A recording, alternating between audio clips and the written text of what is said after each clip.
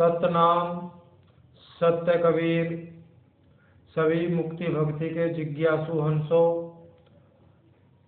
संत समाज के सभी साधु महात्माओं को सेवक का प्रणाम। आज काफ़ी लंबे समय के बाद आपके सामने प्राचीन मूल ग्रंथ बीजक सतगुरु कबीर साहिब का सत्य उपदेश, जो सुनना भी बहुत ही दुर्लभ है। क्यों? सतगुरु कबीर साहिब का असली बीजक करीब करीब लुप्त ही हो गया है। तो साहिब की कृपा से बीजक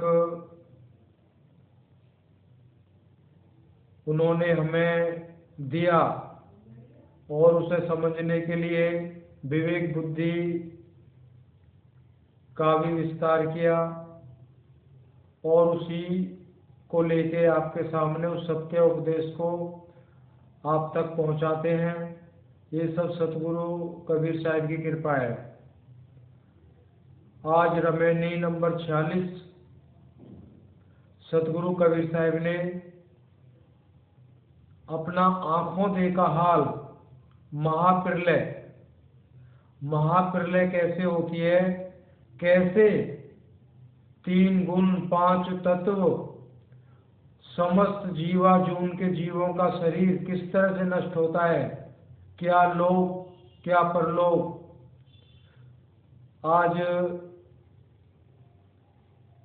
महाप्रलय का वर्णन सतगुरु कबीर साहिब के आंखों का देखा हुआ हाल ज्यों का त्यों रमैनी नंबर 46 में वर्णन कर रहे हैं। आइए ध्यान से सुनते हैं। पहले शब्द को पढ़ते हैं। शब्द में बार बार बिन से शब्द आएगा। बिन से का मतलब होता है नष्ट होना। कई विवेकी भाई हंस आत्माएं तो शब्द को सुनते सुनते ही समझ जाएंगे कि कौन कौन किस किस का विनाश होता है, कैसे होता है। आइए शब्द प्रारंभ करते हैं। रमैनी नंबर 46। बिन से नाग गरुड़ गल जाई,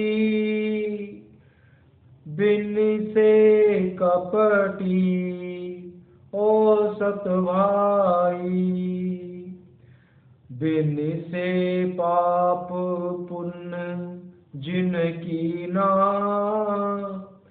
बिन से गुण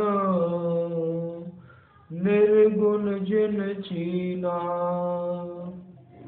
बिन से अग्नि पवन और पानी, बिन से सृष्टि कहाँ लोगनी, विष्णु लोक बिन से छिन माही, हो देखा परलय की छाई। साकिए मच्छ रूप माया भई, जवारी खेल अहेर, हरिहर ब्रह्मा ने उबारे, सुर नर मुनि के ही फेर। आइए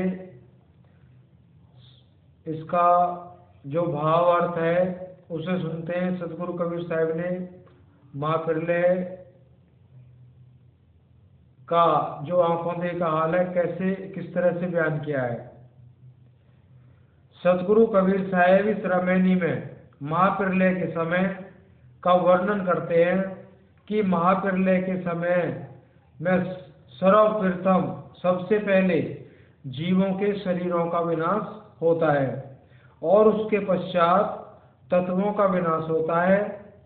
अतः महाप्रलय के समय में पाताल लोक वासी शेषनाग भी स्वयं अपने नागों सहित विनाश हो जाते हैं और गरुड़ भी गलकर नष्ट हो जाता है। और कपटी अर्थात छल कपट करने वाले तथा सत्य विचार संयुक्त सत्य व्यवहार करने वालों के भी शरीर विनाश हो जाते हैं। अब देखो यहाँ पे एक बहुत विचार करने की बात है। चलो सबके शरीर तो नष्ट होते ही हैं, अगर अभी प्रलय हो जाए और हम सत्य मार्ग पे चल रहे हैं लेकिन सत्य का साक्षात्कार नहीं हुआ है, तो साहिब कह रहे हैं यहाँ पे छल कपट करने वाले और सदमार्ग पे चलने वाले, सत्य को धारण किए हुए मुक्ति पथ पे चलने वाले, उस समय सबका विनाश हो जाता है, कोई नहीं बच पाता है।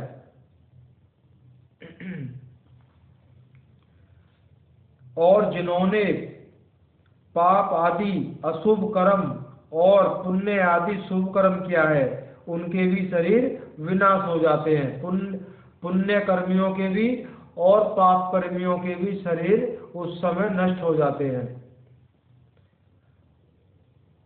और जिन्होंने सगुण और निर्गुण को पहचाना है उनके शरीर भी विनाश हो जाते हैं। सगुण और निर्गुण को पहचाना, जिन्होंने राम कृष्ण आदि की पूजा करके भक्ति करके अगर उनका साक्षात्कार भी कर लिया है और निर्गुण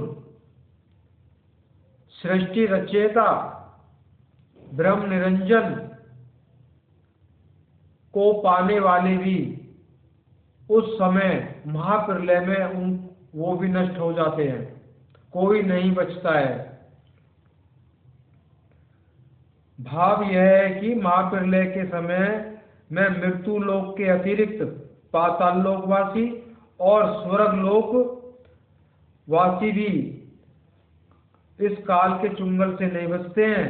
क्या लोकांतरवासी और क्या प्रभावशाली लोगों का शरीर तो सबका विनाश होता ही है, अर्थात माया के कार्य रूप पंचभूत से उत्पन्न होने वाले किसी के भी शरीर स्थायी नहीं रहते हैं, वे अवश्य ही विनाश हो जाते हैं। यहाँ तक शरीरधारी प्राणियों के शरीरों की विनाशता का वर्णन करके अब आगे तत्वों की विनाशता का वर्णन करते हैं कि 5 तत्व किस तरह से विनाश होते हैं। उस महाप्रलय के समय तो अग्नि पवन तथा पानी अर्थात जल भी विनाश होते हैं। अग्नि पवन तथा पानी के विनाश के कथन से कहा शेष पृथ्वी आदि का भी विनाश हो जाता है। कहाँ तक गिना जाए, सारी सृष्टि का ही विनाश हो जाता है। कह रहे कहाँ तक गिनती की जाए, तो सारी सृष्टि का ही विनाश हो जाता है, कोई नहीं बचता है। सबसे अधिक काल तक रहने वाला विष्णु लोक अर्थात वैकुंठ लोक, वैकुंठ धाम भी क्षण मात्र विनाश हो जाता है। कह रहे हैं सबसे ज्यादा जो लंबी अवधि है वो श्री हरि विष्णु भगवान का जो वैकुंठ धाम है, वैकुंठ लोक है, सबसे लंबी अवधि तक रहने वाला वो वैकुंठ धाम है। कह रहे उसे भी नष्ट होने में, विनाश होने में क्षण पल भर की जो है देरी नहीं लगती है, वो भी जो ना विनाश, उसका भी विनाश हो जाता है। कह रहे हैं सतगुरु कबीर साहब कहते हैं कि इस प्रकार मैंने सर्व पर व्याप्त हुई, सभी पे व्याप्त हुई महाप्रलय की छाया को अपनी आंखों से देखा है। उन्होंने कभी सुनी सुनाई बात नहीं करी, जो देखा है वही बोले हैं। उस महाप्रलय के समय ब्रह्मांडी अभिमानी आत्मा ईश्वर निरंजन की संकल्प रूप इच्छा शक्ति माया महामक्ष के समान हो जाती है और वह बलपूर्वक सबका शिकार करती है, संहार कर डालती है। यहाँ तक कि विष्णु शिव और ब्रह्मा भी विनाश से नहीं बच पाते हैं। तो फिर स्वर्गीय देवगण तथा मृत्यु लोकवासी मानव प्राणी और ऋषि मुनि महर्षि इंद्र आदि इत्यादि की तो गिनती क्या है। जब श्री हरि ब्रह्मा विष्णु महेश 3 गुणों के प्रतीक उनका भी विनाश हो जाता है तो स्वर्ग में रहने वाले देवी देवता, इंद्र आदि ऋषि, महात्मा, महर्षि इत्यादियों की गिनती क्या की करी जाए।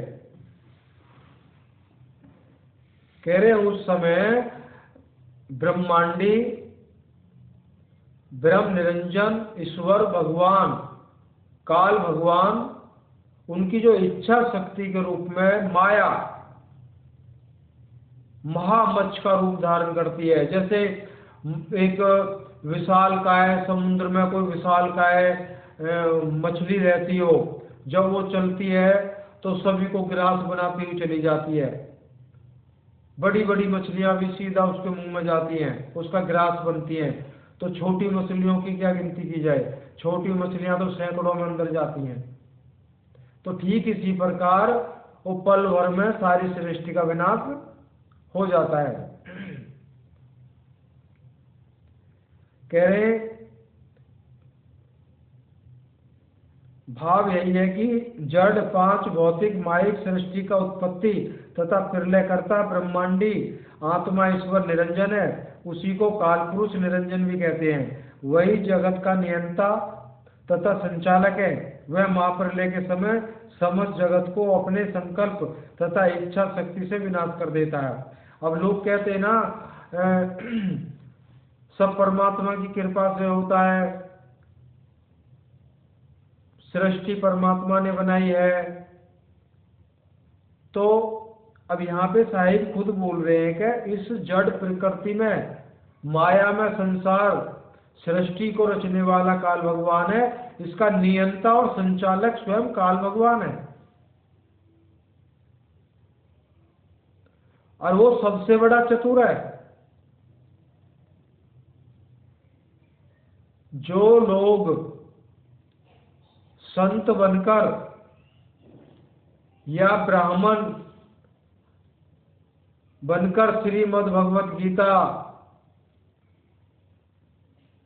रामायण इत्यादि सदग्रंथों का जो पाठ करते हैं, सुनाते हैं और नाना प्रकार की क्रियाओं में श्रद्धालुओं को लगा देते हैं, तो उनके लिए श्री कृष्ण भगवान ने श्रीमद् भगवत गीता में साफ साफ कहा है, ऐसे लोगों को अर्जुन मैं अधोगति में डालता हूं, 84 में डालता हूं। क्यों?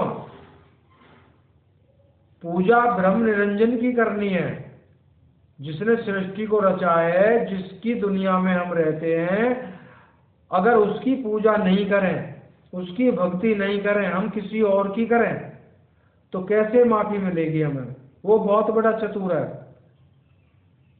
और हम में से बड़े ज्ञानी ध्यानी, बड़े बड़े विद्वान अनंत प्रकार की भक्तियों में हमें लगा देते हैं,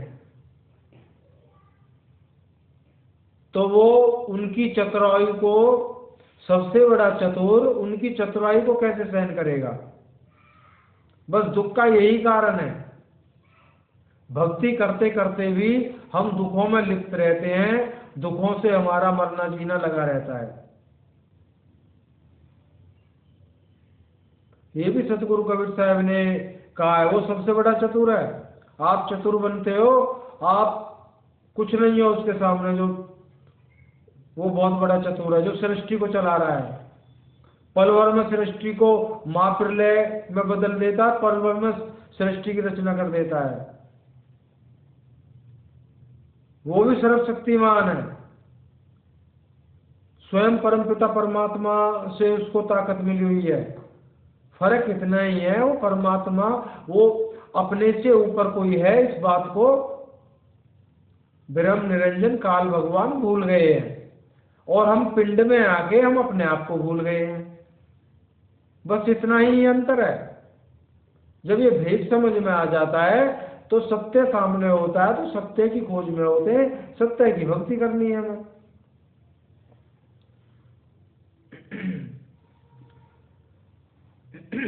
आगे कह रहे हैं, संकल्प मात्र से वायु, अग्नि और पृथ्वी, इन चारों तत्वों को स्थूल सूक्ष्म परमाणुओं के रूप में करके शून्य में भर देता है। तत्पश्चात वे अपनी संकल्प रूप से मन को संपूर्ण जगत से समेटकर शून्यवत निर्विकल्प स्थिति में कर देता है और ज्ञान की प्रागढ़ सुषुप्ति तुरीयातीत अवस्था में विश्राम करता है। तदंतर वह बहुत काल के व्यतीत होने पर जागृत होता है और उसमें एक ओम के रूप में सूक्ष्म स्फुरना उत्पन्न होती है और फिर एक ओम से बहुश्यामी के रूप में इच्छा शक्ति उत्पन्न होती है और उससे पुनः जगत प्रसारित हो जाता है। तो ये रमैनी नंबर 46 थी। तो इसमें कह रहे हैं जब काल महाराज, ब्रह्म निरंजन, ईश्वर भगवान, जब उनका मन होता है विश्राम करने का, अब विश्राम तो वो भी करेंगे ना, जब उनका मन विश्राम करने का होता है तो वो तुरीयातीत अवस्था जो है वो उनके विश्राम करने की है। उस अवस्था को हम ऐसे समझ सकते हैं जैसे हम एक बेहोशी में होते हैं, जब होश में आते हैं तो पता लगता है, पता नहीं लगता हम 2-3 दिन 10 दिन साल बेहोश पड़े रहे, समय एहसास नहीं होता उसमें। या यूँ समझ लीजिए कई बार बहुत गहरी निद्रा में सो जाते हैं, हमें अपने शरीर का भान तक नहीं रहता, हमारे ऊपर कर कोई सर्प निकल जाए, सांप निकल जाए, कुछ भी हो जाए, लेकिन हम बहुत गहरी निद्रा में होते हैं। तो ठीक सुषुप्ति अवस्था में बहुत गहरी नींद होती है, जब जागृत होते हैं तो पता नहीं हमें कितना समय लग गया। तो तुरीयातीत ब्रह्म निरंजन का आराम करने का, विश्राम करने का की अवस्था है और तुरीय अवस्था में आकर के वो प्रलय करते हैं और तुरीय अवस्था में ही सृष्टि की रचना करते हैं। जब वो जागृत अवस्था में आते हैं तो अपनी इच्छा शक्ति के द्वारा ही, जब जागते हैं तो वो अकेले होते हैं, जो सृष्टि को तो उन्होंने सूक्ष्म अणुओं के रूप में शून्य में भर लेते हैं, वो शून्य में समाहित कर लेते हैं। लेकिन जब जागृत अवस्था में होते हैं, जब जागते हैं तो अपने आप को अकेला पाते हैं। कहते हैं ना एक हो हम, मैं एक हूं।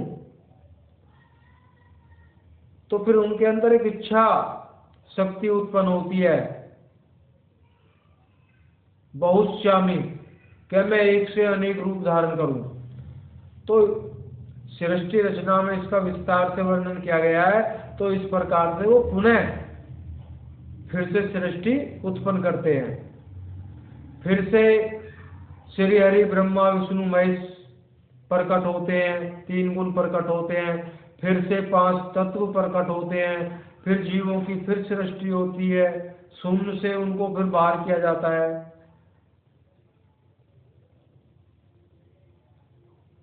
बाकी तो सतगुरु कबीर साहब हर पहलू पे उन्होंने समझाया है, लेकिन हमें ध्यान देना है कि हमारी मुक्ति कैसे होगी। सतगुरु कबीर साहब का सिद्धांत क्या है, जिस पे चल के सतगुरु कबीर साहब की कृपा से हमें आत्मज्ञान होगा, हमें स्वयं का साक्षात्कार होगा। उसी साक्षात्कार के लिए साहब ने बार बार किया है कि वही भजन है, वही सिमरन है। जब उसमें रमन करता है जी, पूर्णतया से रमन हो जाता है, इस संसार से उसका पूरी तरह से मोह तत्व खत्म हो जाता है। कहते ना प्रेम गलियति सांकरी जामे 2 ना समाए, जब तक 2 हैं मुक्ति नहीं होगी।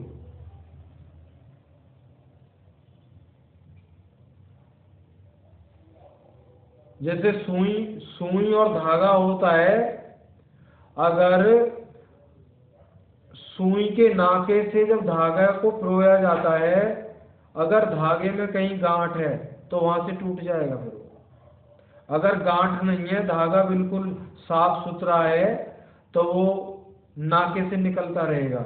जहां गांठ आई वहीं पे टूट जाएगा वो। तो इसी प्रकार जब